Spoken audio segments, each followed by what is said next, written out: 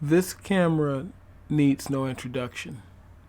The GoPro Hero 5 Black, the father of the modern GoPro. Sleek design, submersible without a case, image stabilization. But how does it fare in 2020?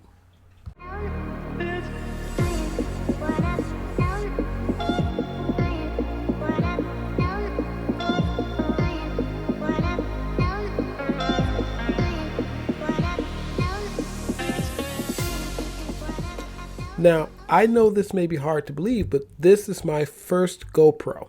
I got it this year for about $120 on eBay. Now, if you've been around here for a while, you know that I'm a huge fan of action cameras.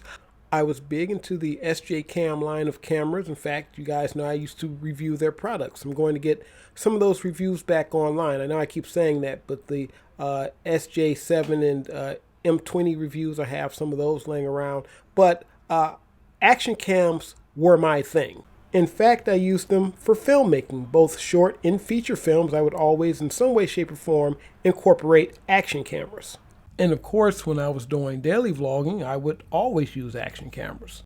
But today, a camera like the Osmo Action would probably be more suitable for my film work, with its ability to shoot 4K at 60p, and though it has the same 2.8 aperture rating, it looks a lot better at night. And you guys know night shooting is one of my favorite things. This footage comes from a channel called Young360. You might want to check her out. She does an in-depth look at the Osmo's night footage.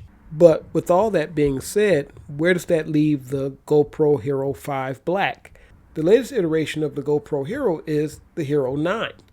And like the ad says, it promises to deliver more of everything. And it seems to do that. It shoots 5K, has dual screens like the Osmo. It's got Hypersmooth 3.0, again, trying to keep pace with the Osmo. So this little camera has been left behind, or so it may seem. Right now, the trend is to look back at old gear and question, is it viable today?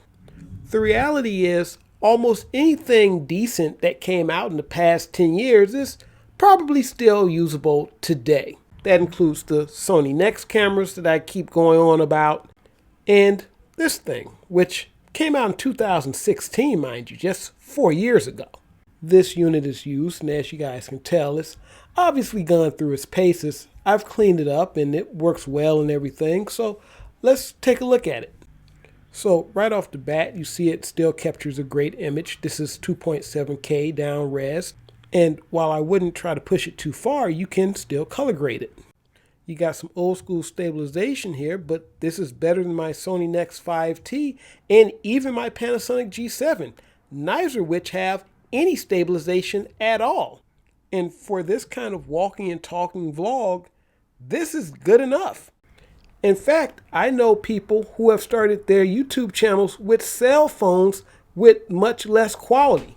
The audio you're hearing right now is straight from the camera, no mic or anything like that, just this is what it sounds like. And there's a microphone on top and on the sides, and you want to, just be careful not to cover those.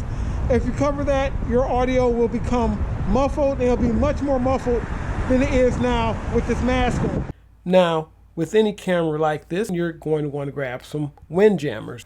They're basically dead cats for point and shoot cameras. They have adhesive on the back and just stick over the microphone. They usually come in a package of like 6 or 8 or something like that. I will drop an affiliate link in the description if you're interested. And of course, I get a few pennies kicked my way if you use that link. At no extra cost to you.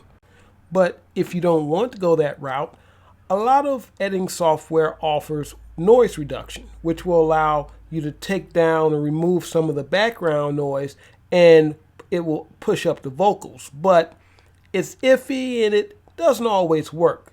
But this is what it sounds like. No, you're not going to have all the amenities as you would with the 7 or 8. Definitely not the 9. But those all cost from $2 to about $500. Now in this case, the noise removal cleaned the audio up pretty well.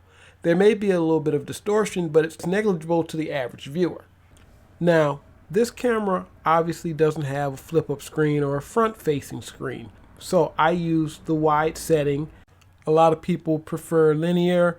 The only time I really use linear is if I'm doing a narrative film or something like that, and I don't want the GoPro, I don't want the GoPro look. But other than that, I'm not really concerned with it. I'm more concerned with the audio. And I know that there are microphone adapters and rigs and things like that, but that kind of kills the ability for you to be able to just take it out of your pocket, turn it on, and start talking. But I will put links in the description for this too if you are interested. But I tend to be more spontaneous when I vlog, so I'll probably get a cage at least so I can put a light or something on top in case I want to vlog at night. But most of the times it's just in my pocket and I just pull it out and start talking into it. But if you're going to be really focused on vlogging and that's going to be your thing, you may want to invest in something like this. Now, the one problem I do have with GoPros, they take a bit of a time to start up. And if you're trying to get something quick, you're probably going to miss it. Now, if you know you're going to be vlogging, you can leave the camera in standby. But if your camera's off, you can save yourself a step by just hitting the record button and the camera will come on and start recording. When you're done, you can just hit it again and it will save and then turn off. The camera does have voice control and that kind of stuff, but I've never found too much use for it. So press this button and open the compartment here. You will find the battery and SD card. If you plan on going into water with this, you want to make sure that this is locked securely and tightly. Otherwise, you will ruin this camera. Also, this camera is only rated for 10 meters of water without the case. So if you're going in anything more than that, you want to put the waterproof housing on there. And as you can see, the back screen is a fingerprint magnet, so you may want to carry a microfiber cloth or something to clean it with. I use one of those cloths I find in the eyeglass section, but many times cameras like this will come with a cleaning cloth.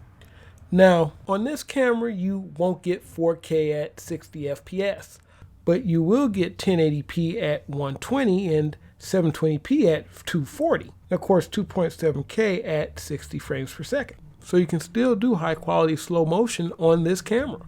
I'd be remiss if I didn't mention this camera does have a USB-C port, and if you take the battery out and connect it to a power bank, you can run it from that power bank or use that port to charge the battery while it's in the camera.